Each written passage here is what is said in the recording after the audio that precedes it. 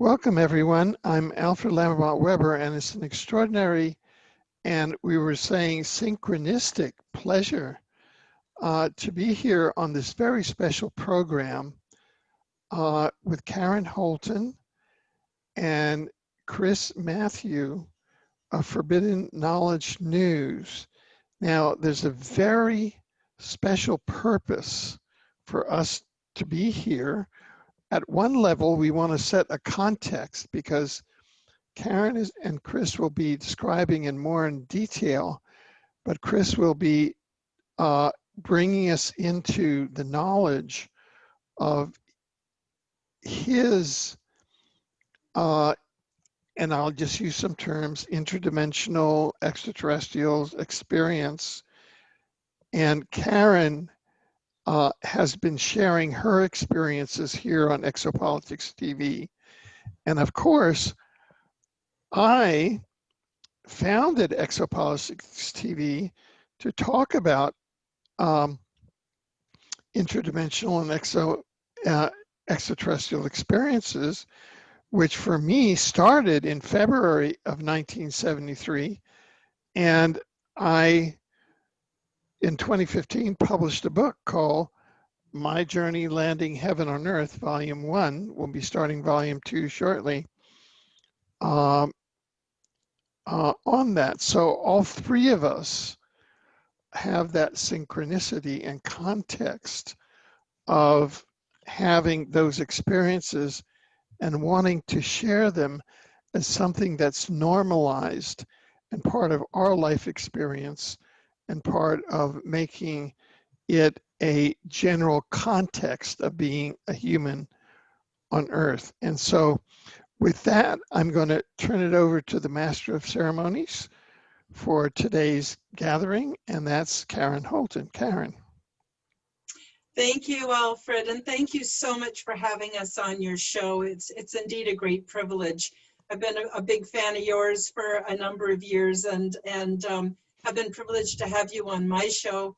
And also, it's been a privilege to work with Chris Mathieu, who started out with me being on his show, Forbidden Knowledge News, and things have just gone on from there. Hi, Chris, you want to say hello? Hello, everyone, and I want to thank Alfred, of course, for having me on. This is a great experience. I love being on the other side of the interview table. It's nice to be on the other side every once in a while. And thank you, Karen, for being, here for me and helping me understand these experiences. So, hello, everyone. So what I thought we would do is we'll do a few things today. One is we were hoping to share Chris's experience with you and how I'm somehow connected in with that experience. And then after we talk about that, we want to talk a bit about the hero's journey, because the hero's journey is something that a lot of people go through, and sometimes it can even be called a spiritual emergency. And it's really something that is very common to the human condition. And then we'll get into some tips on how to approach your life on an energetic level to help you to get through these very, very confusing and trying times. And then if there's time, we'll end up at the end, I'll do a little guided meditation that I think everyone would really benefit from. And so what's happened is I mentioned a little bit about you and I having this experience, Chris, on Alfred's last show or the show before. And then everything's taken off, and now we have our own show called Forbidden Transformation. So it's the Forbidden from Forbidden Knowledge News and Transformation from my Quantum Health Transformation Program. But indeed, it's a great title because this transformation that we want to show you folks how we're doing it is truly forbidden because of the incredible positive effect it can have for bringing unity consciousness and also get us anchored into a new positive timeline, which I think all of us all of us could use. So Chris, why don't you start off by telling us as much as you're comfortable about your experience, because I understand you had, although you had this show interviewing people with experiences, you yourself had never actually had a paranormal experience. Is that right? That is correct. Yes. And thank you again, Alfred, for having me on. It's quite a pleasure joining you both. Yeah, my whole life I've loved these subjects of the metaphysical, esoteric subjects, paranormal, ufology, and it's what got me started doing the show. But I have never had an experience. I've, kind of been looking for it. I've always been so interested to the point where I'd love to have experienced this. But, I just kept going on with the show and not thinking anything of it. It was about a month ago, just synchronicities started to occur in my life that I couldn't help but notice. And it was, oddly enough, it was at the same time I started taking C60, which is, it's a super antioxidant. You're probably familiar with it. I don't know if that has anything to do with it, but anyway, after a little after I started taking it, this was about a month ago, there was a lot of things going on in my life. It was a pretty trying time. And I'm reading, by the way, because I have so much with this experience that I don't want to forget anything. I saw my first UFO.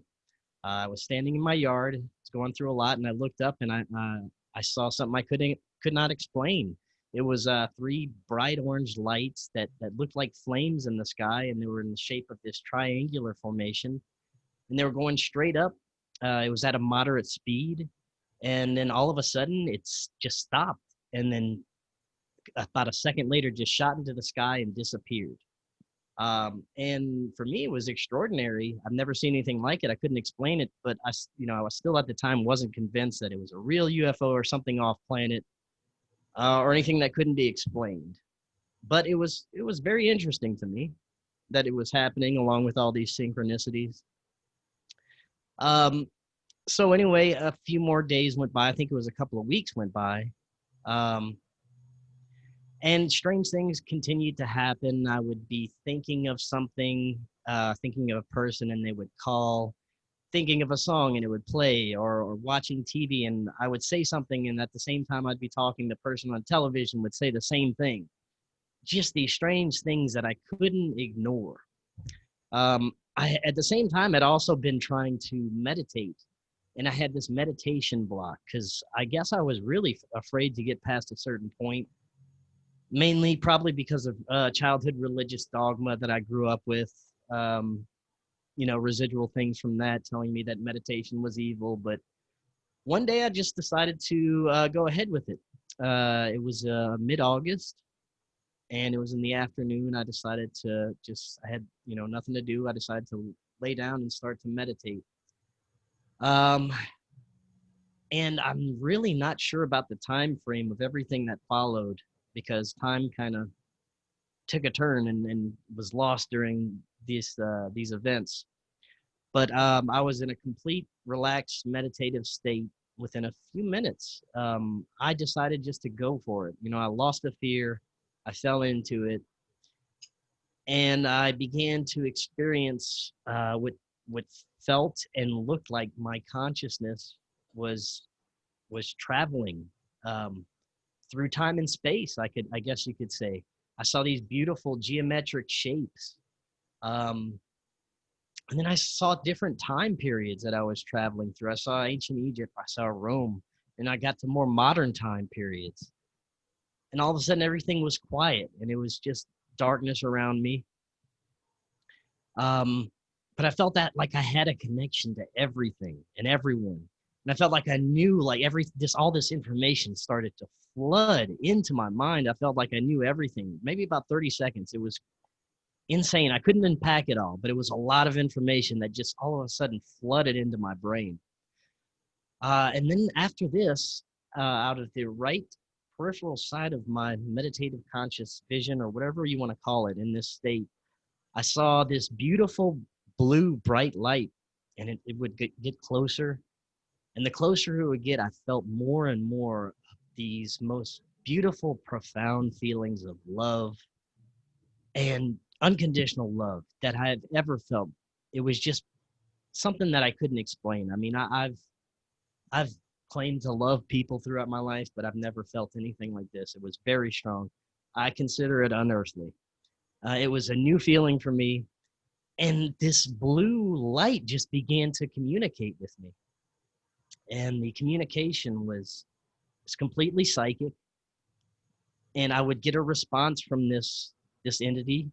Um, as soon as I would ask it a question, it would respond. Before I even finished asking, I could get the answer from this being. I've talked to myself plenty of times, and this was not me talking to myself. Uh, the main thing that told me was these beautiful feelings of love and that I was getting from this being. I started to realize that I'm communicating with something outside of myself, and I got really nervous. I got scared, and I asked, "Are you good?" And I got so scared, I went back to my Catholic background, and I said, "In the name of Jesus Christ, are you good?" And it just kept sending me these feelings of love, and finally it spoke and said yes. And the conversation to follow, I wouldn't believe if I hadn't experienced it for myself. I've had plenty of guests on that I'm skeptical of, that I'm just like, wow, that experience is just too wild. But what I experienced after this is one of those things that, I mean, you just have to have it for yourself in order to believe it. At least for me, that's what had to happen. He said, hello, I'm your Arcturian guardian, or as you might call it, guardian angel. You have many of us that have always been with you. We've always been a part of you. And my name is Laird. And at this point, I was like overwhelmed with like this feeling of love and happiness that I was actually communicating with this being. And I said, well, let's have a conversation. It feels great to talk to you. And he's like, yeah, it feels really good to talk to you. And I was like, yeah, the way we can communicate, this is awesome. I love how this feels. And it would just, we continued to have this conversation. And I remember I either started to get a little nervous and I had to use the bathroom, and I opened my eyes and I think to myself, oh no, I just cut off the connection. It's probably gone forever. I won't be able to talk to this being. But I'm opening my eyes and everything has this kind of beautiful glow to it. And I go to the bathroom and I still feel this love and presence, and it starts to speak to me again. And I'm conscious. I'm not in a meditative. I'm walking around going to the bathroom, and this being is still communicating with me with this extreme feeling of love. And I was like, all right, so you're still here. Let's have a conversation. Let's talk. And he's like, yes, we need to talk because there's some information I need to tell you. And then I kind of got nervous, and I was like, I just had this deep down gut feeling that the information, there's some of it that I wouldn't be happy with. There's some that might be a little scary. But I asked him, I said, well, can you kind of break it to me slow? I don't know if I'm ready for anything heavy. And he just kind of hesitantly just gave me the feeling of, no, you need to know this. And then what followed was just a flood of information, not only about the beings, but what's coming in our future, what's happening now under our noses. First, he told me that they are beings that travel through the galaxy, spreading Christ consciousness across the cosmos for those who are ready to receive the message. And he said that our planet is in extreme trouble right now, and there's a great evil here, and there are terrible things in motion that, could bring about an extremely bad future. I saw terrible images of population reduction, enslavement, extremely bad technology. And these are all images of things that could possibly happen. And I also got the image that this has been happening for thousands of years throughout human history. We go through these up and down kind of battles for good and evil. He showed me past lifetimes. He showed me kind of how complicated time and space were, because time really doesn't exist how we perceive it We're a collective conscious, and we experience each other's lives and all these beautiful things. And at the same time that I have a very important job to do and a part to play in this existence, in my lifetime, and that I have a weapon, and this is it. And it's to fight for what we need, and we're missing. He said one of the things we're missing is love. That we need love. There are forces on this planet that are intentionally trying to extinguish love and compassion and empathy, and we need to. That's a big part of what we need to do, is bring that back. There's a lot of work that we all need to do. It's a battle that we need to come together for. I'm just a very tiny piece of this collective that needs to come together and start realizing that the answers really is just, it's very simple. Love, empathy, and compassion. And we can change our own timeline. We can change our own experience. We can change the future of this planet by changing ourselves and starting with ourselves and working outward. So the conversation just kept going on. And he told me that, I have a job to do, and I need to possibly try and bring together and wake up as many people as possible, just by bringing the information, just by doing what I've always done. Nothing different. I'll have new insight into it now, but that's my job here, is just to bring forward information, bring light to things that people don't know, and hopefully help them to understand things and bring them to a different level. And the conversation continued for a couple of hours, and I was told from this being to contact a few people and tell them about what happened, that these would be, the beginnings of my I guess cosmic family, and what helped me understand what was going on. And Karen was one of them. Karen was the first one I contacted. I called her that evening while I was still in communication with this being. The communication was starting to fade a bit, but I had to talk to Karen. This was insane for me, and it was so much. And I called her, and she helped me so much. She helped me understand. She helped me kind of calm down and gain insight into the experience. And I guess now's a good time to see if either Karen or you, Alfred, have any questions for me, because I have two more experiences that kind of followed this as a collective experience. If it's okay, I'd like to just do a little fill-in also from what was going on at that time for me. So Chris Sure. called me, and he didn't tell me any details because he was feeling very overwhelmed with the magnitude of the experience. I said, well, Chris, let's talk tomorrow on the phone. You can tell me more about it and give me some time to think about it. And he said, okay. And he was okay. So I let him go. And then that night I was going to bed, and I have a selenite lamp, which is actually kind of looks white and gray. And I looked at it, and there was this image of this long-necked, bald being with the large sort of almond eyes. And I went, whoa, that's interesting. But I have so many paranormal experiences that it didn't freak me out or anything. I just went, oh, that's interesting. And I went to sleep. That night, I saw Chris talking to a being, not really talking, but communicating, I guess I should say, communicating with this being. And he was blue, and he had a long neck, not freakishly long, but quite long. He was bald, and he had these big, beautiful dark eyes. And I saw Chris communicating with him, and there was more. I was being briefed. Chris was being briefed, but I don't remember what my briefing was. That's the only part that really stuck out in my mind. So the next day, when we talked on the phone, I said to Chris, what did this being look like? And Chris said, well, I don't really know. I just saw this blue light. And then I'll finish up with what happened after that. If you want to talk about what happened the next time when you ended up going to the ship. Sure, Oh, sure. I'm sorry, Alfred. Did you Yeah, want I to was going to see if say? Alfred had any Told you questions. I'm bossy. You know, you're fine. Yeah, do you have any Yeah, questions for me, Alfred, before I move on?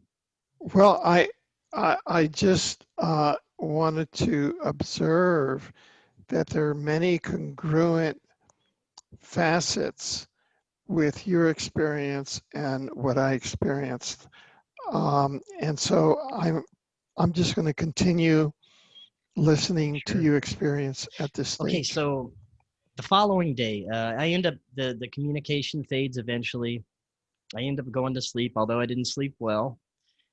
And the next day, this connection was gone, and I would still get these occasional feelings of this presence, but it was pretty much gone. And I started to, of course, doubt the experience, question it. Was it real? Um, but I definitely was seeking further understanding, and I just felt like I needed to experience it again. It needed to happen again. I needed more confirmation. And it did, but it took a day. This whole day, nothing happened. And the next day, I decided, you know what? It happened when I meditated. Why not meditate again? Um, this time, I put on 432 hertz tones in the background. And this time, when with these tones playing, I just went immediately very deep into meditation. But this time, I was kind of I was thinking about some missing time experiences as a child because as a kid, there's a lot I don't remember, but I just attribute that to I was a kid. Maybe I just forgot a lot of stuff. But within a few minutes of this meditation, from this time from the left side of my vision, I saw a beautiful white light in the shape of what looked like Mat or Maat, the Egyptian goddess of harmony, justice, and truth. And but as a pure white light that just enveloped my consciousness. And I was brought back to a time in my childhood where I saw an incident that happened. I was in a childhood family friend's home, and I remember just walking down a hallway and unlocking this memory of something terrible that happened to me, basically. Um, and as soon as I get this memory and this download and it's everything is unlocked, I come out of the meditation and I'm in a very bad emotional place. I remembered something terrible that happened. And within a few seconds, I start to feel calm and this presence of love. And it was Laird again. He was there, and he proceeded to give me these feelings of love and comfort me and remind me about our previous conversation, and that he was real. Um, but I was still kind of thinking about the information that I just found out, and I was having a panic attack almost. And he told me, in the way, the psychic way that we're communicating, it just gave me the feeling that I need to go soak in some water. Go in the water because I love water. I have as a kid. For some reason, I've always loved swimming, the ocean, boats. Water was my thing. So I go in the tub and I meditate there, and I'm just kind of laying there, trying to calm down. And I ask him, well, why don't you just tell me more about you and your race and your people? And I got the feeling that I just need to lay back and receive the information like I'm watching a movie. So I'm just laying in the tub, and he told me that we hunt for planets to see life. Um, and we've always done this. And all of a sudden, I feel like the room and my consciousness state changed even more, and I can open my eyes, and everything has this glow to it. It's a little bit stronger this time. But then I close my eyes again, and this is the part that was completely unbelievable, but life changing, really, for me. I close my eyes, and I'm on a ship. I can see the windows. I can see the color of the ship. I can see the floor. I can see everything. I open my eyes, I'm still in my bathroom. It's kind of dreamy and hazy looking, and I close my eyes again, and I feel these presences around me. I'm on the ship, I still don't see anything. I can see out the windows, there's space out there. I start to feel multiple presences of love, just extreme love like I could never explain. And it's not just coming from Laird, it's coming from these multiple entities. And I start to begin to see these entities. There's a small frog man that welcomes me. He's a tiny, and these are etheric beings. These were in no way physical to me. They seemed possibly like they could be projecting their consciousness. I'm still not understanding how they were appearing, but these were etheric beings. I saw mantis beings.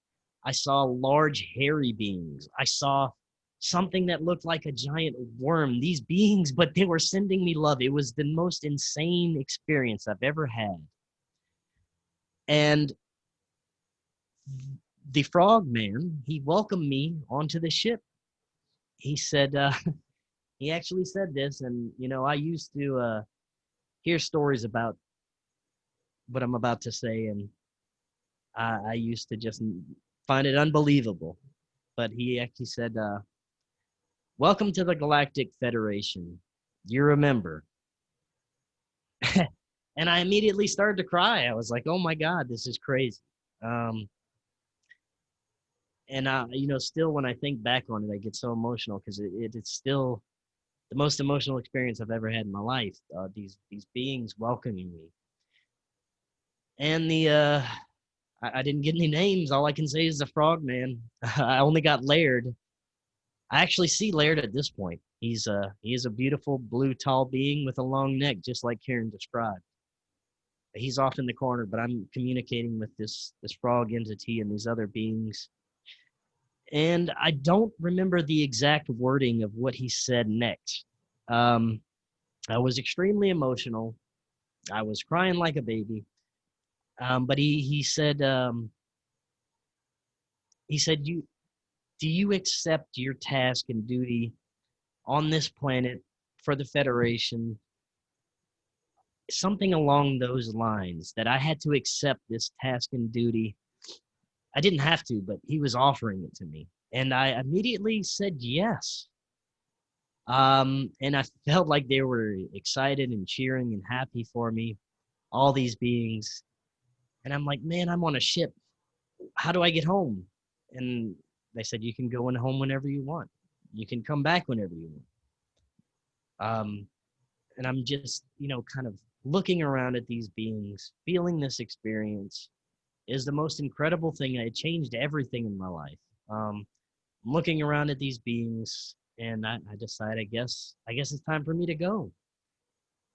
And within a second or two, I open my eyes, everything's back to normal. I have this beautiful feeling of love with me there because Laird is still there with me. And he, honestly, he said after, how did you like that shit? And it was great. I was on cloud nine after that. I was continually getting downloads of information the rest of the day. Information about how I needed to, get in touch with nature and magic and the nature of reality and explore these buried powers that we have, the powers of consciousness, and get in touch with this. And basically that I have a job to do, and we all do, and we all need to come together and do it. And that was the second experience for me. And I have one more that kind of tied everything together. Yeah. Do you have any questions before I go into that? Anyone? Sorry, Alfred, were you going to say something? No, go ahead, and then I'll make my observation. Sure. Anything to add, Karen? Well, okay, Karen. Yeah. Just that I did some research because I'm not familiar with a lot of the common ETs that people talk about. I'm an intergalactic experiencer, not from my solar system and not necessarily from our star cluster. So you know, I don't really know a lot about the different kinds of beings. So I did some research to looked up the Arcturians, and here I was surprised they looked like who Chris was communicating with the night that first happened. So I took a couple images and I sent them to Chris. This is who I saw you talking to or communicating with. Does he look familiar? And he said, wow, he sure does. And that's about it for me, my part in all of that. But you know, you couldn't make this stuff up. You couldn't. Truth is really much stranger than fiction, and we have way more experiences available to us than a lot of people realize. Yes, I would have to agree, definitely. Well, for the third and final experience, that day ends, and I wake up the next morning, and I'm processing everything. But I had this new, felt like I was kind of opened up to, it felt like I was feeling everyone's feelings around me. I felt more intuitive, felt like I was feeling people's bad day.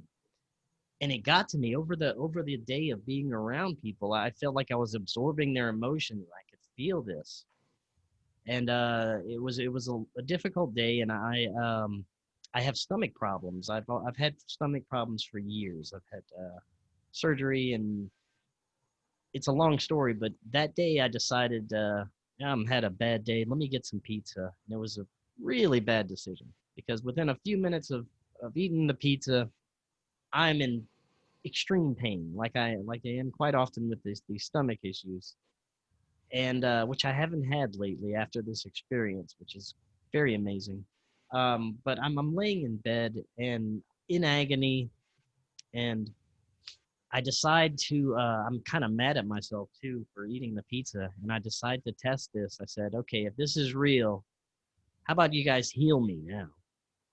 And within a few minutes, I feel that presence again, and Laird is there, and he says, you know, you can do that yourself, right? He said, just go meditate. So I try to relax. I'm closing my eyes. I'm still in pain.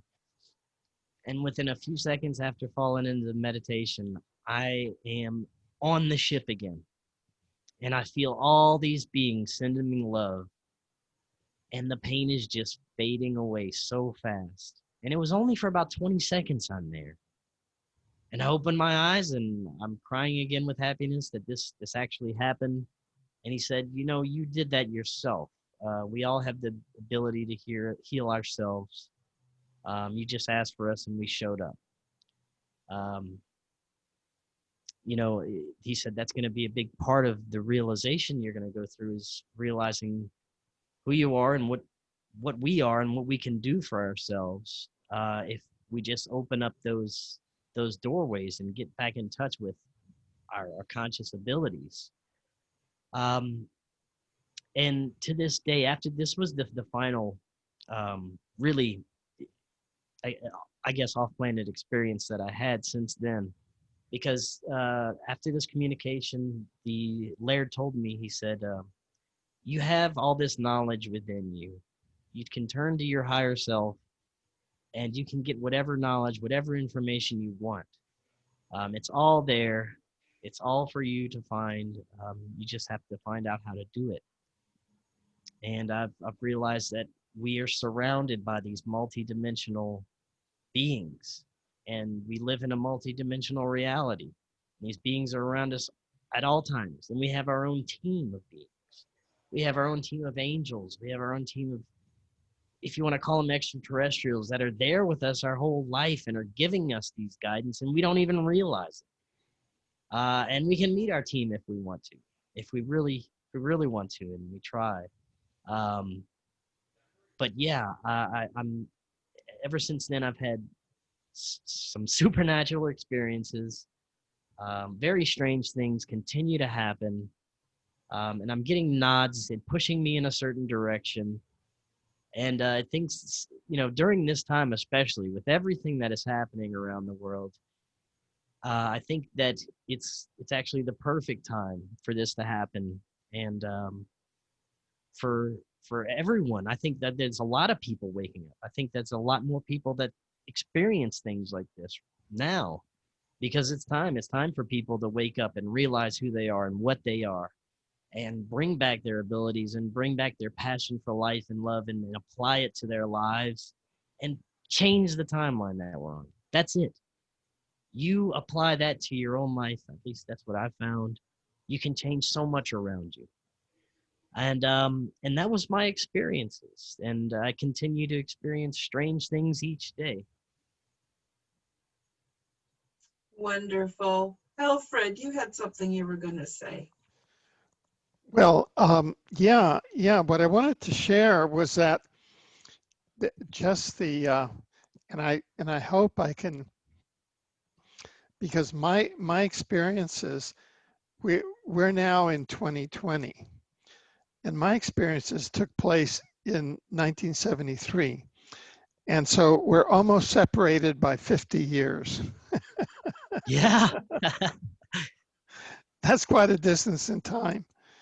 But the experiences are so congruent. Now, I don't want to get into the details of mine because that's not what we're doing here. But if you got into the things there, I just as Karen came in and sort of grounded your thing, I had a witness that, wasn't the exact same thing, but I had a witness to mine, and that went out publicly and validated it. And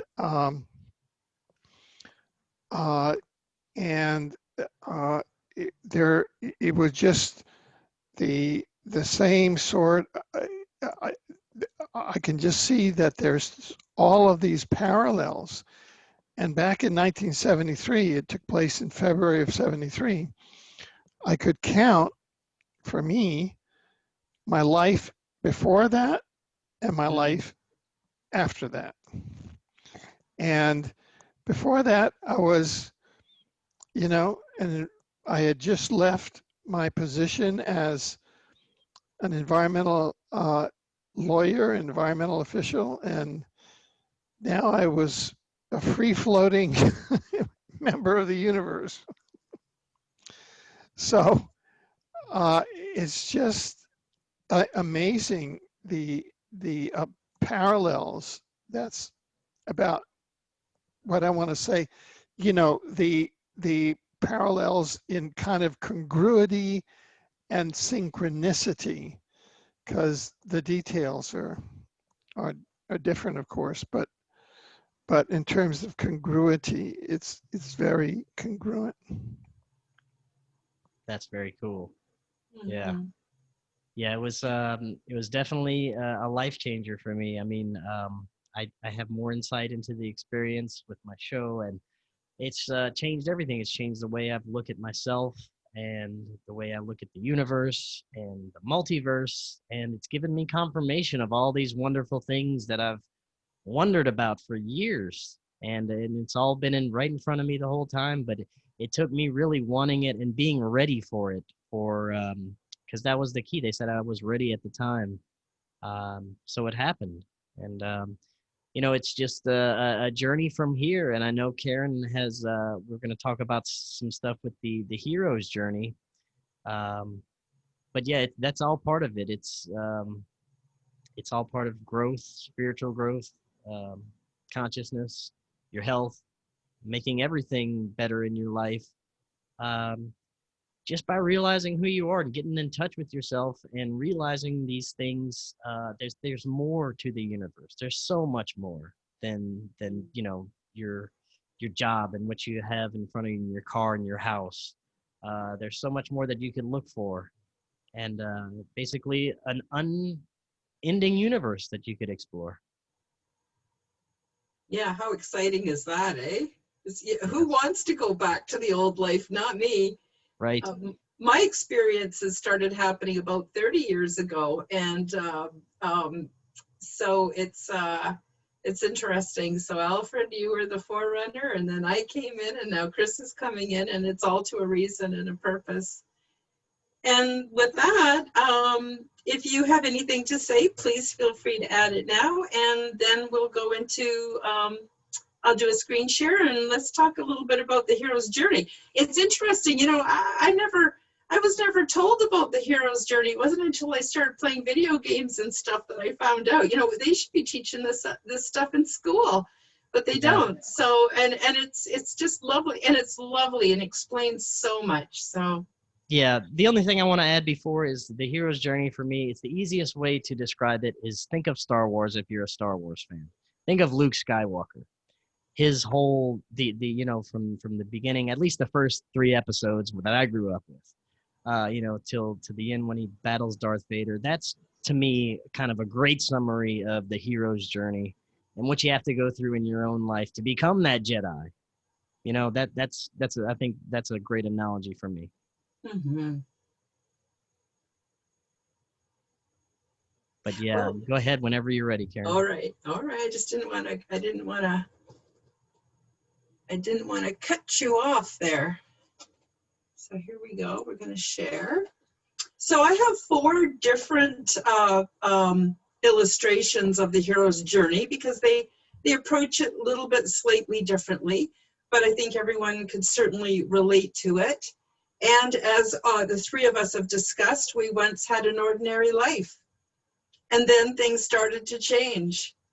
And when we get the call or we start to have these experiences and we start to plug into them, you know, most people, for fear of what other people will think, they will just put the brakes on and sort of stay in the known area.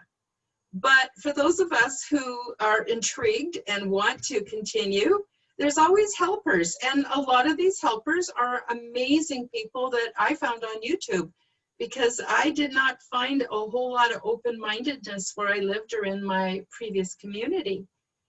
And so, but helpers do come and they do inspire us. Then it's up to us to put our toe in the water and cross over this line into the unknown. And it's really, it can be really, really scary.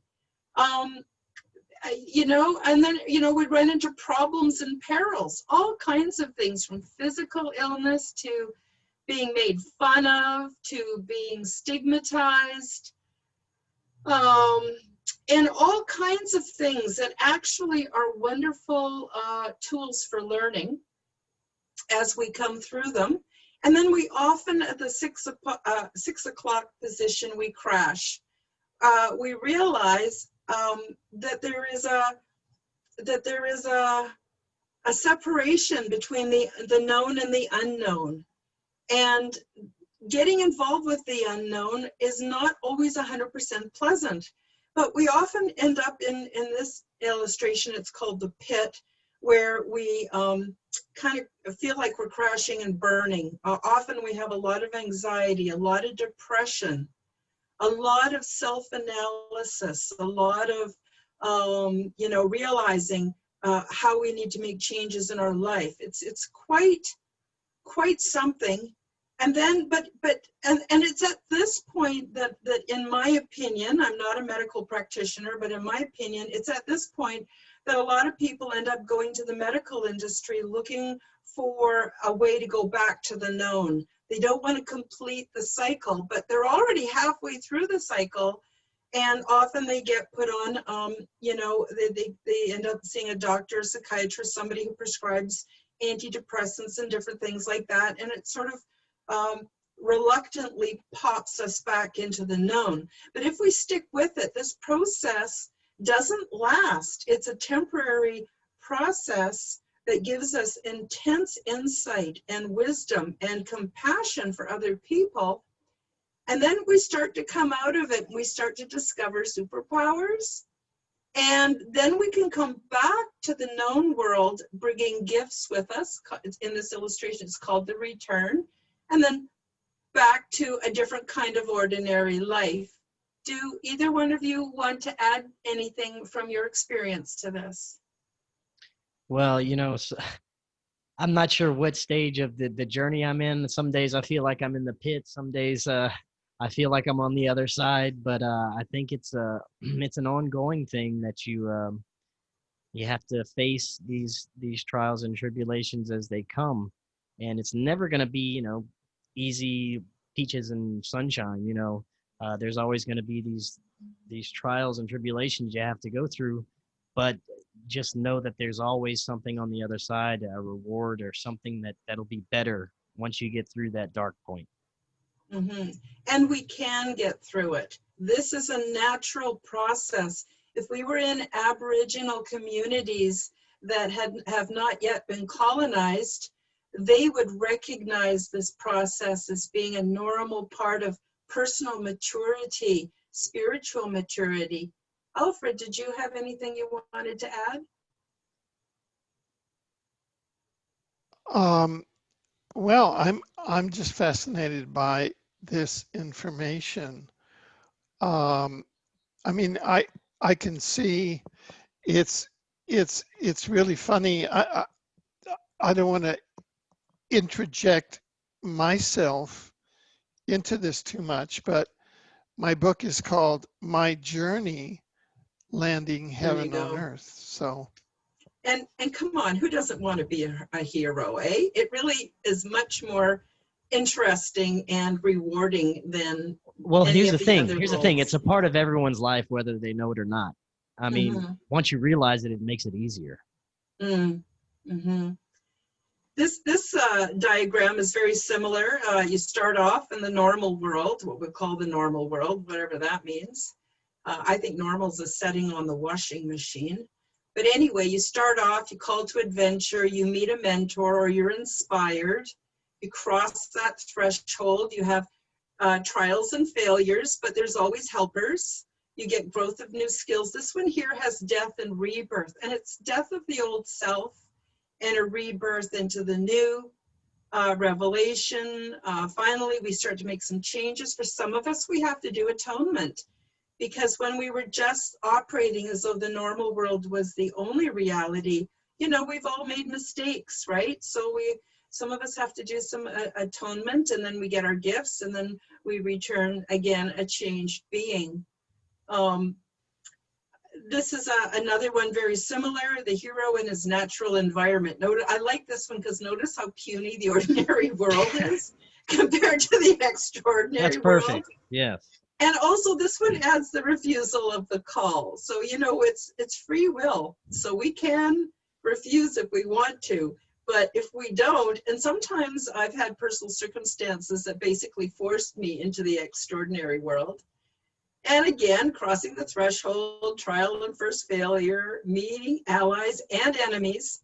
And I want to say something about this. There are some people who perhaps mean well, but they haven't really done their own personal work. And when they see someone else is authentic and is actually doing the process, sometimes they behave as our enemies.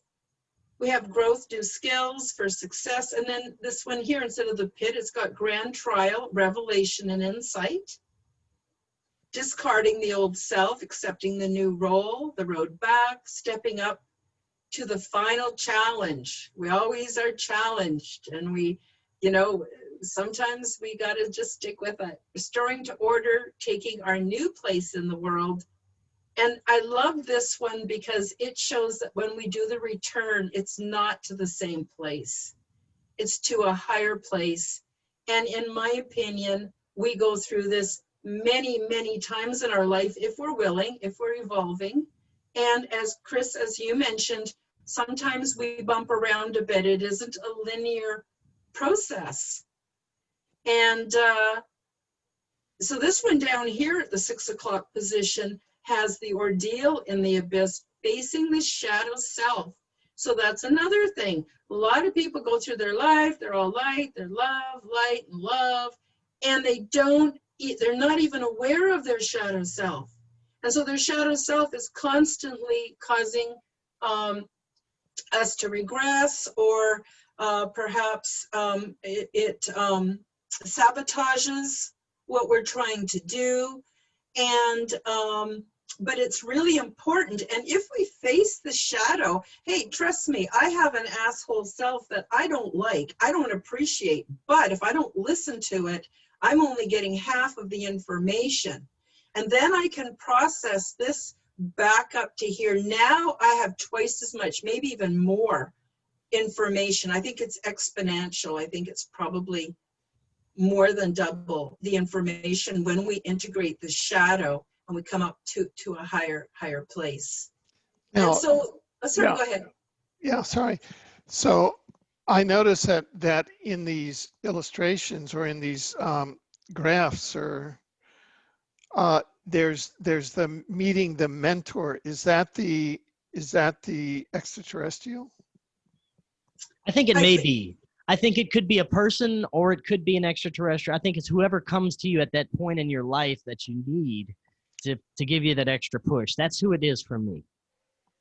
And for me, especially at this point, it was definitely being inspired by other YouTube people who had the courage and the wherewithal to produce shows and to start letting people know. So for instance, I've greatly valued your show, Alfred, for the information, amazing content that I've learned so much for. You have been my mentor, and Chris for sure has been my mentor. You know, I was following Chris for almost 2 years before I actually got in touch with him.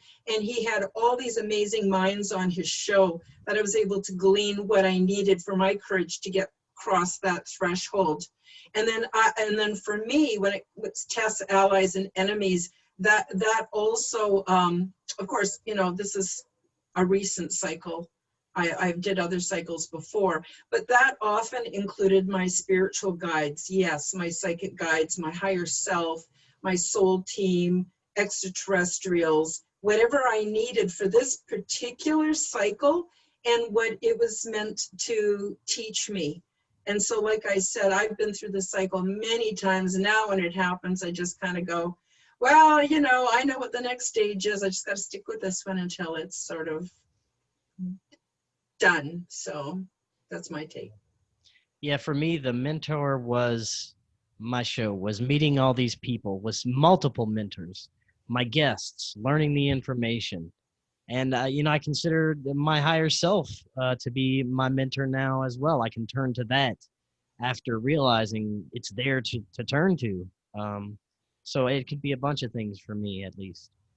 Mm-hmm. Definitely.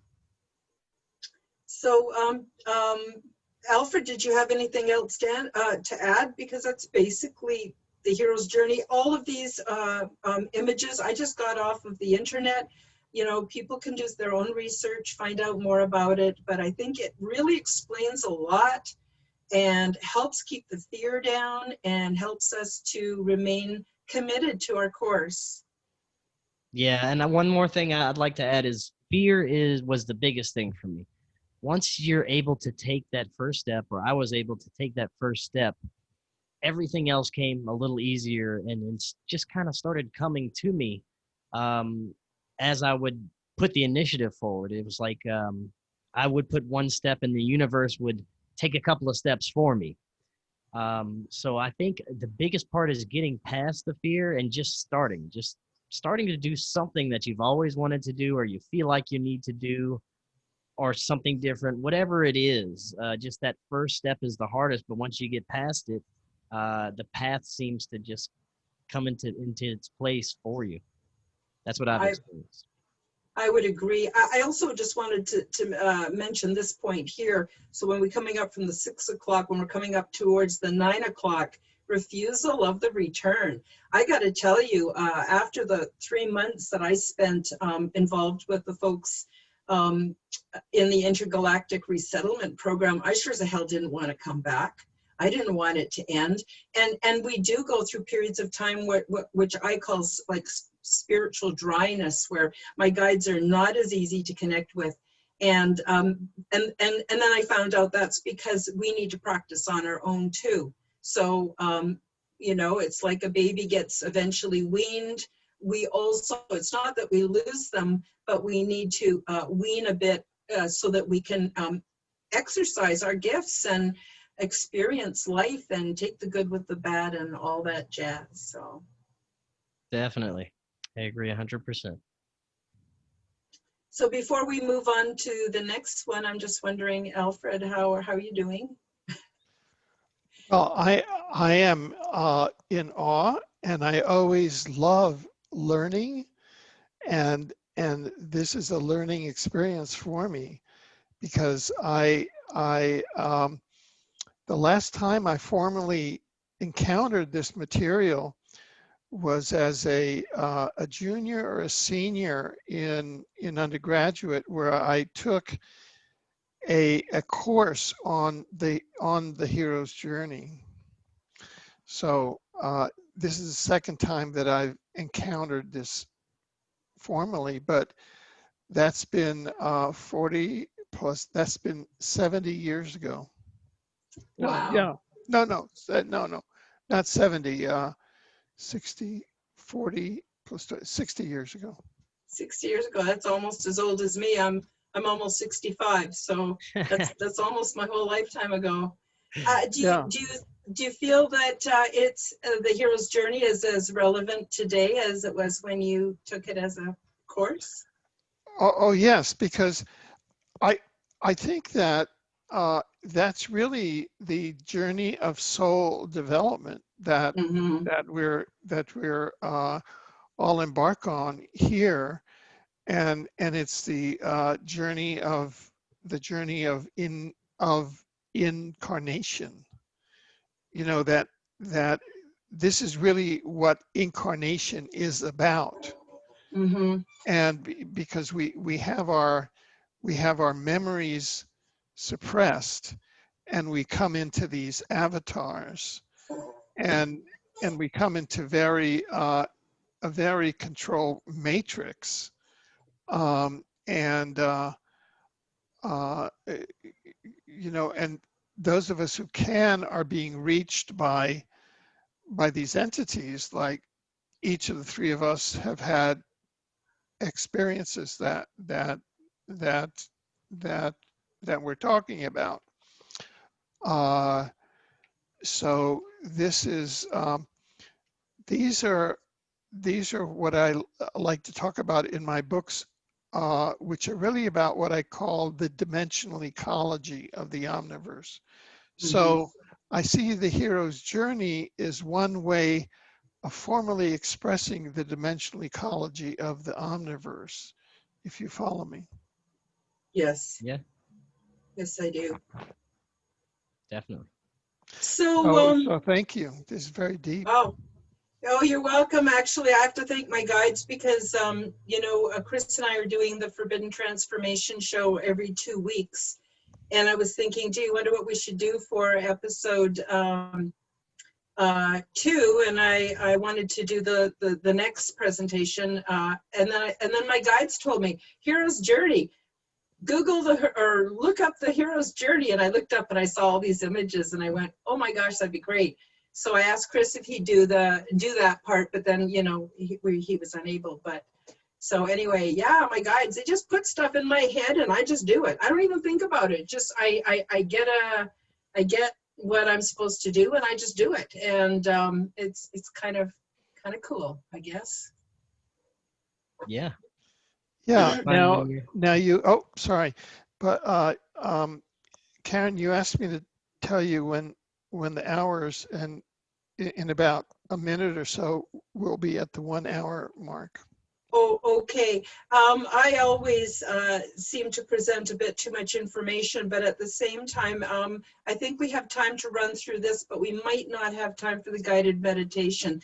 So anyone, if we don't have time for the guided, well, we pretty much won't have time for the guided meditation, but anybody can go to my YouTube channel and, you know, click on the episode 2, and it's all on there as well. Plus, if they want a repeat of the information. So thank you, Alfred. That's good for me to know because the time just goes by like instant, and I'm going, oh my goodness, an hour has gone by already. So yeah.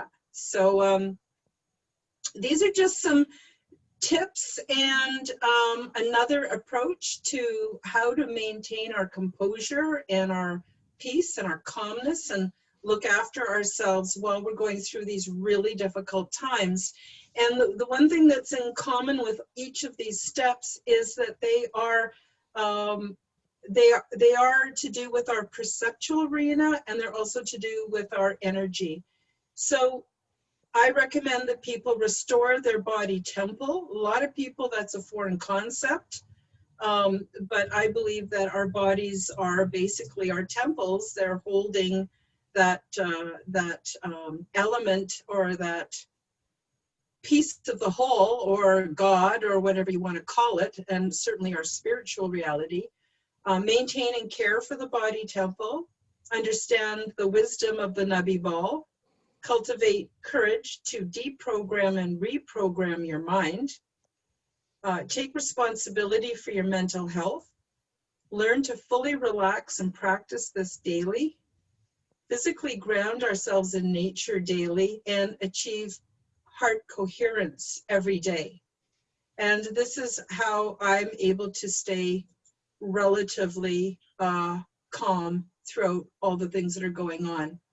Could I ask So, you, what is a nubby ball? Oh, it's a conceptual tool that's from the Quantum Health Transformation Program. And I'll touch on it a little bit. I'm going to just say a little bit about each of these as we go through. So what I'll do is I'll read everything that's underneath the heading, and then maybe we could, I could get your comments if you like. Okay. Sure. So restore the body temple. To restore the body temple, first we must restore our energetic body. And that's the part that a lot of people leave out. And it's really important, because when we look after the energetic body, it filters down, and it also cares for our physical body.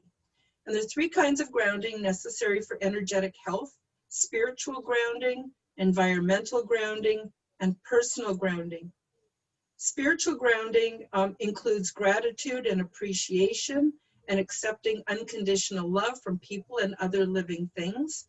There are a lot of people who are fairly isolated, but I have felt the love from my pet. We can find love from, there's even all kinds of people on YouTube who share their love. I do it all the time. I channel love through some of the program as well. Environmental grounding includes spending time in nature and the use of orgone generators or orgonite indoors.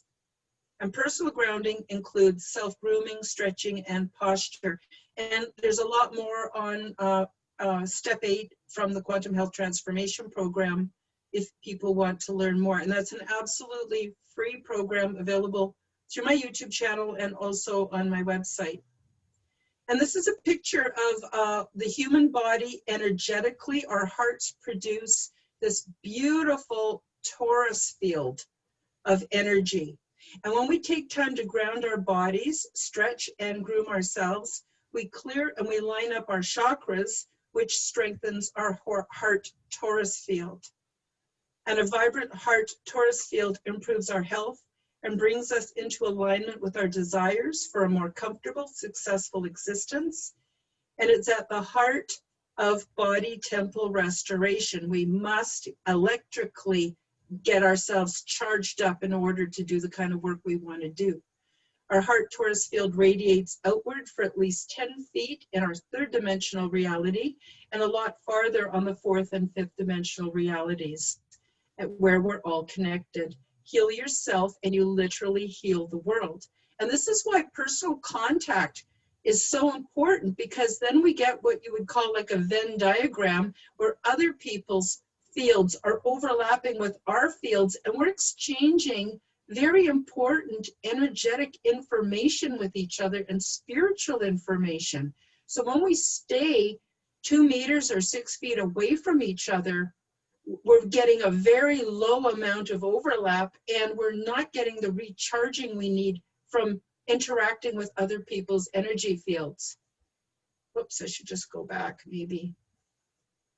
Did either one of you want to make a comment about this at all, or have anything you want to say? Well, I would just like to add that I didn't even start to have any kind of experiences or feel better about myself until I started improving my health and my physical health and getting that on track. And I think that's a huge thing is, what we eat, what we put into our body, the way we treat our body. If we start to improve that, I think we could have better experiences inward as well. And that was my experience. Mm-hmm. And the other thing too is, you know, a lot of people believe in the saying of harm none, or love other people the way you love yourself. But the problem is people don't know how to love themselves. And if we can't love ourselves, how can we love other people? So I think it's really, really important. So maintain and care for the body temple. This is a picture of a human body taken with Kirlian photography.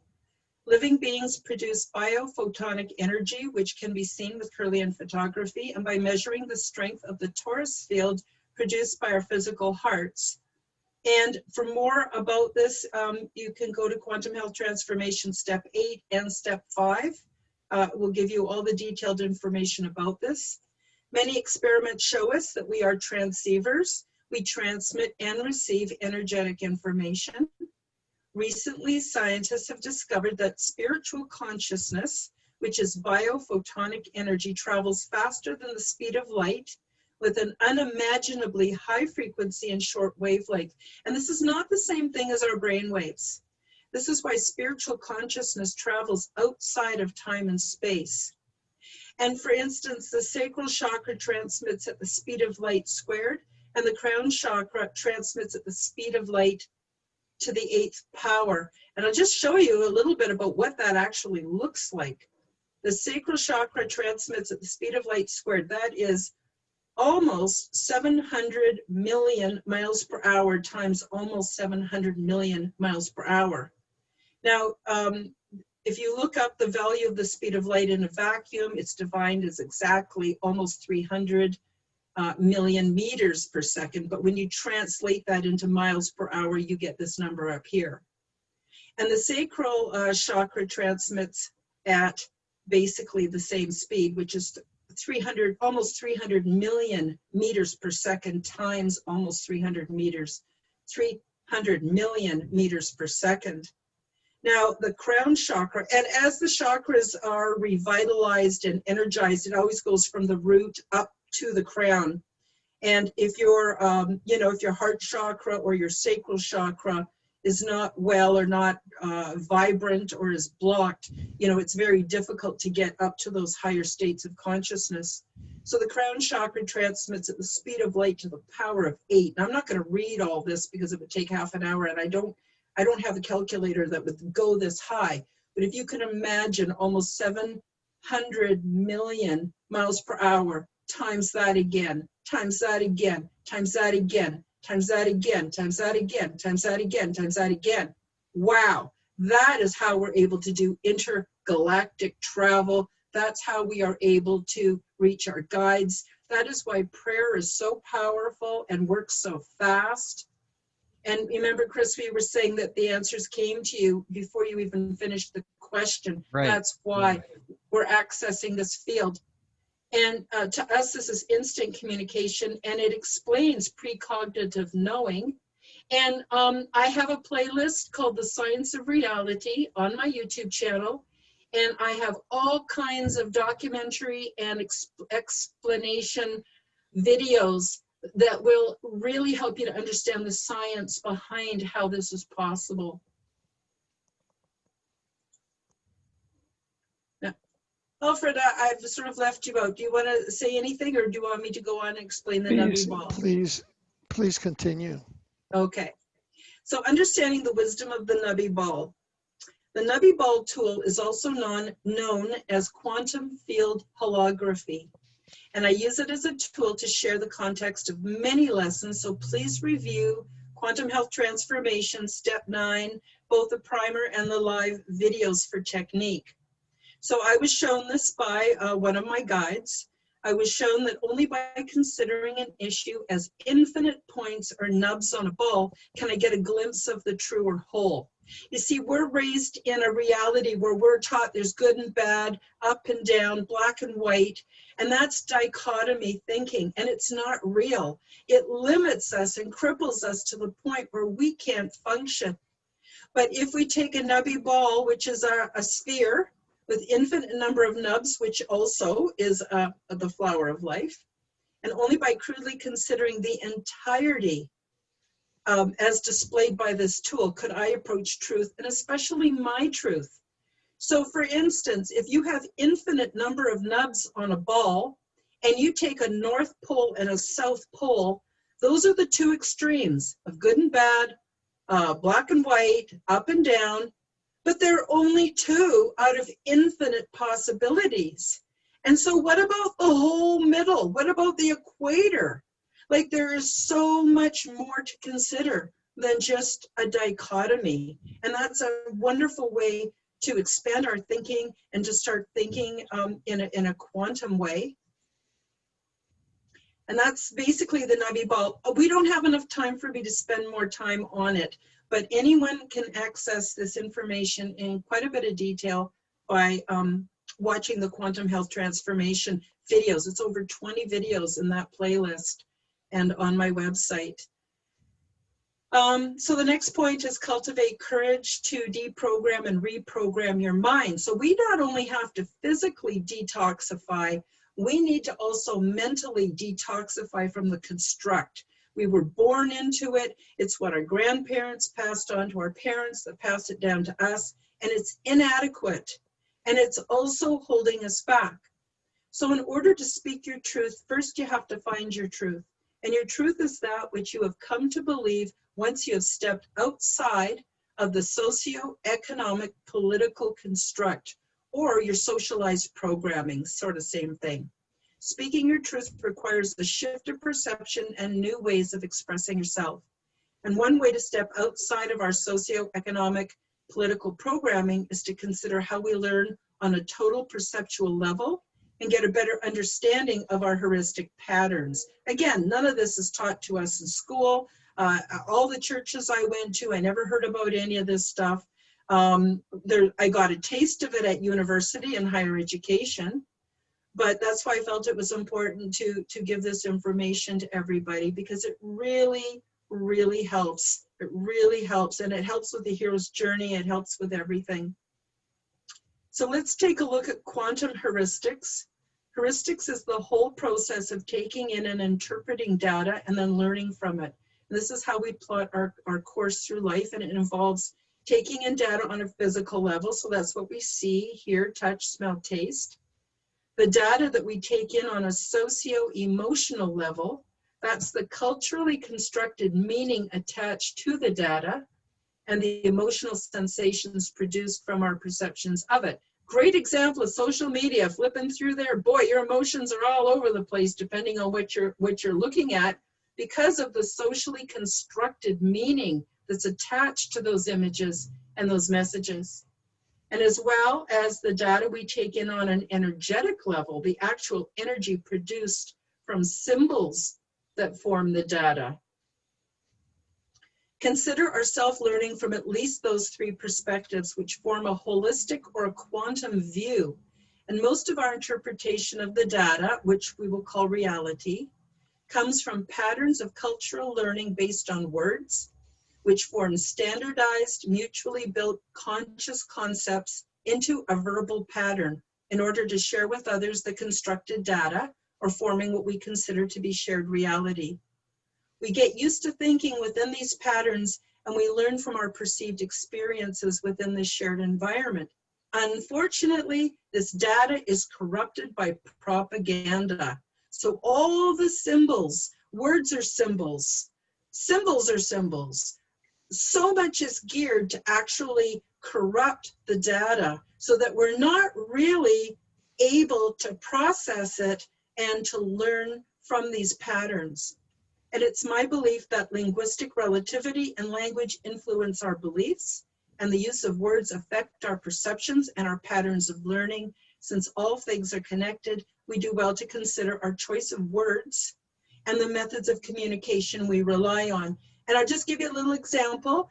I used to go to the doctor, and I believe that he was part of a medical or a physical health industry. But no, I found out that it's only a disease management system.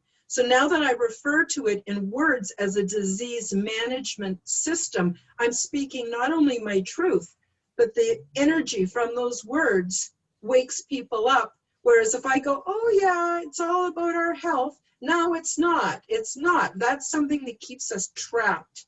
And that's why I felt that it's important to bring this out. I know this is a little bit heavy, but it's just to show people how the construct is not operating with our best interests.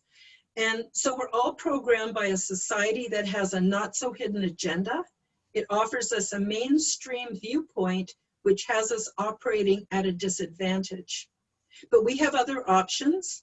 And once you recognize your own patterns, you can feel free to experiment and choose new patterns until you find ones that resonate with you.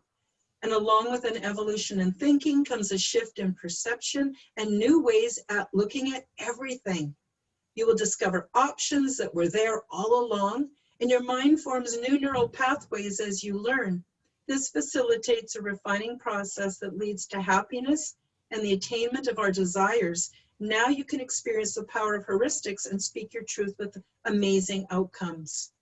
So most people are never exposed to any of this information.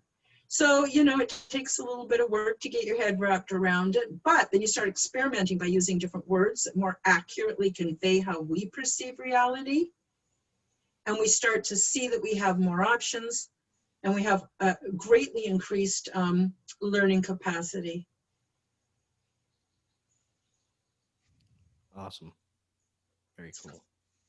And so what comes from this is I'm starting over, a new pattern of thoughts, a new wave of emotions, a new connection to the world, a new belief system in myself, one that we create according to our own truth and our own understanding. Extremely valuable. Once we realize that this is our responsibility to define and evolve our personal and collective reality, we can unleash our internal creative powers. Using the Nubby Ball tool, we can now do an honest appraisal of our whole selves. So part of the step 9 of the quantum health transformation is to learn how to use this analytical tool. And it's a great tool for finding your shadow self. And we take responsibility for our actions. We are now able to engage in meaningful self-reflection and confidently make our own necessary adjustments for personal growth and evolution. And now we truly begin to thrive and find the happiness and contentment we deserve. So now we're coming from an internal locus of power rather than an external locus of power. We don't need people to patronize us and be our so-called parents and teach us what we should and shouldn't do. No, we can do all of that from within. It's very, very powerful. And from there, we can go to take responsibility for your own mental health. We can choose introspection over worry. Introspection allows you to learn from the past by viewing it more objectively. And once we learn the lesson, we can let the memory go along with all its trapped negative energy. We're not supposed to be tormented by the past. We need to just glean the learning and let it go. And when we let it go, we release an intense amount of trapped negative energy. So we're lighter, we feel better, we feel physically, emotionally better. We become self-aware. Watch yourself as though you are an inside observer. Refrain from criticism and keep a sense of humor. And of course, there's a lot more about this in the step 8 of quantum health transformation. Learn to mind your own business, because our own business is more than enough to deal with. Do not be so interested in what other people are thinking or doing or saying. And again, there's more about this in step 9. About the power of emotions. So some new paradigm enthusiasts avoid facing negative emotions for fear that they will be pulled into a lower vibrational state. Some believe this will hinder their spiritual progress and the ability to manifest their desires. So that would be like law of attraction. How many times have I heard people go, oh, no, I can't be angry. I can't, they can't express their full range of emotions because then they think they're going to somehow cut off the law of attraction or the bringing into their life the manifestation of their desires. But realistically, though, it's not possible to be up and happy all of the time. and this would interfere with the natural ebb and flow of all things, and life without contrast has no meaning. But I do ask people to avoid fear-based thinking from any source. It doesn't matter if it's coming from the pulpit, if it's coming from, wow, that's an understatement. When I can't watch the news. I can't watch Justin Trudeau coming out and spreading his crap. I won't listen to it. It's just to scare people and pull them into compliance. Well, that's not why we're here. We're here for a much higher purpose, not to support the politics of our world, in my opinion. More can be learned from the Quantum Health Transformation Step 6. And another thing that's good to remember is sometimes we occupy our awareness with strong emotion to keep us from facing our fears. When we face our fears, they disappear, and the strong emotion we once used to cover them dissipates into calm. And when we stop censoring and suppressing our full range of emotions, we can use our feelings as teachers and guides. Once we learn the lesson, we often return to a peaceful place, which I will call contentment. Conscious thoughtlessness and contentment go hand in hand. This leaves room for conscious living and much energy for manifesting that which we desire, including ET contact. And this is the amazing healing power of our full range of emotions. Does anyone have anything to say, or shall I press on? Go ahead. So another thing to help you to remain calm is to learn to fully relax and practice this daily. So this illustration is of our energy, how it flows within the body and loops around and crisscrosses within the body. It's very important for us to be in a relaxed state so that this can, our energy can flow really fully. So personal grounding will definitely help you to relax, and it includes self-grooming and stretching.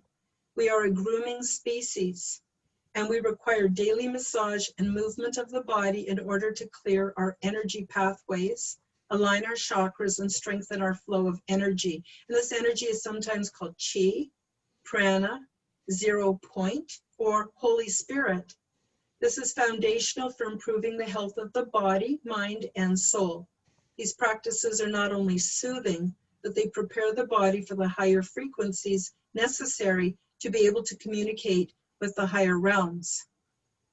Yeah, before you move on, I just wanted Sure. to say that was huge for me, being able to relax and meditate. Meditation now is a part of my life, and I wasn't able to do that, but that was a huge thing for me. Now that I'm able to relax, it has opened up so many more opportunities for me. Yeah, relaxation is huge. Yeah, I agree. And it also teaches the body how to relax, and it becomes a habit. And our body will always choose pleasure over pain. And so when we're in that pleasure state, we're not suffering. It's wonderful.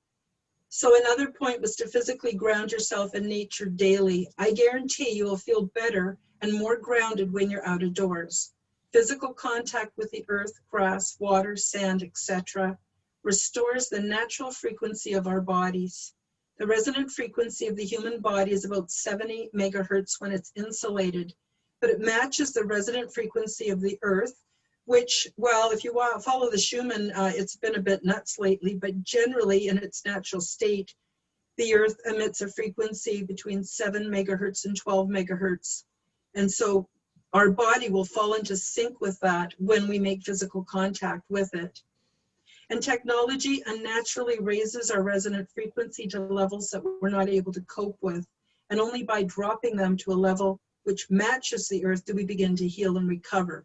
So I encourage people to get outside and make contact as often as possible. And stretching also unblocks the energy centers or the chakras and stimulates circulation while preparing the body for movement. Techniques like yoga, tai chi, and qigong seem to work best, but any stretching is better than none as long as it doesn't cause you pain. Mimicking the way a pet stretches or the natural flow of the trees and the water are also very beneficial and grounding. And if you're not familiar with a stretching routine, try stretching your body first thing in the morning before you get out of bed. Just whatever way feels best for you. Stretching also helps your body posture to realign itself, which is necessary for the energy to flow freely throughout your body. And the 7 commonly known chakras are connected to secondary chakras, which are connected to your stargates. And your stargates are what make interdimensional travel possible. And we're built with this technology. Our bodies are technology, but we've lost sight of that. Here's just a few pictures of all animals like to stretch. Even the trees like to stretch in the wind. And all we have to do is it's just funny to see animals doing yoga positions. But it's just natural for them. And it could be natural for us too. And this is the last part, achieve heart coherence daily. And I'm just going to read over the steps. We're not actually going to do it today because we're probably running out of time. Step 1 is to lay comfortably on your back and lay your preferred orgone generator or crystals onto your chakras.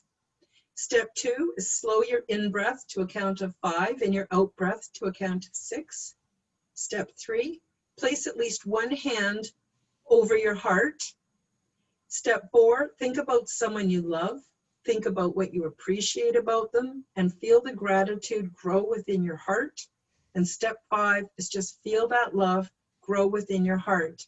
Try to do it, even if you can only do it for 5 minutes, try to do it several times a day. And what you'll find is that each time you're able to get to a higher level of heart coherence. And if you want to know more about heart coherence, just check out, do some research on Gregg Braden or Dr. Joe Dispenza. They're both just fantastic at leading you through guided meditation. And when we have heart coherence, also what happens is we have actually probably more than 3 brains. We've got brain tissue in our heart, and our heart processes data faster and better than our brains does. So we want our heart telling our brain, what we need and what's best for us. We also have brain tissue in our digestive system, which also interacts with our brain and our heart. So it's really important for us to get some coherence going within the body. So this is the end, but really it's actually just the beginning. And if anyone wants a copy of this PDF, it's available on my website under shop, under downloads, and then click the fringe view, and it's available there. And that is, I know it's quite a bit. I always come on here and give a lot of information. That's basically it. And Alfred, are we out of time? We have 3 minutes. Oh, boy. I mean, if we want to stay within our self-appointed structure. And we should. So I'm going to be quiet now and let you and Chris give your comments, whatever they are. And I know it's a lot to digest, but it's any one of those points will help make your life better and help you to feel calmer. Yeah, definitely. I agree. The only thing I'd like to add is just really, don't focus on these outward things so much. It kind of start simple, start with things you can achieve, and start with yourself. But I also have to say that right now is a very critical time in human history, and we need to frankly get our shit together. We need to start working together and start making some changes, some serious changes to this whole planet. And now's the time, because things aren't getting any better. Things continue to unravel, and we need to make these changes fast, and it is up to us, and we can do it, and we have to. We've done it before, thousands of years, over and over and over. We came together. We can do it again. So that's just all I have that I'd like to end on. Wonderful. Yeah, well, I concur in what Chris said, and I think it's really miraculous and quite synchronous that the 3 of us who have had similar experiences and were brought together by higher intelligence or I really don't know how the whole thing works, but I would recommend that people who watch this watch it again and watch it again, because the outside stressors, as Chris was saying, the outside stressors, and Karen mentioned one of them, I mean, in our Canadian environment are such that I think that the exercises and information presented here can help one just move through the social fabric that we're seeing now from the third density, because we are moving now from third density up to higher densities, and that's part of our mission, to help the fabric and help the awareness move higher in frequency. And I think that that's the whole purpose of our sharing, to share the higher frequencies that we've been exposed to. I would agree. Well said. Well said. Definitely. I'd like to ask if you all would share how people can access your individual work and websites, but also your programs that you do both together and on an individual basis, because I know that you have, tremendous work. Thank you. Take it away, Chris. Okay, thank you, Karen. Yes, Forbidden Knowledge News you can find on all the popular podcasts. You can find it on YouTube. The website is forbiddenknowledge.news. We also have a premium site with tons of exclusive content you won't find anywhere else.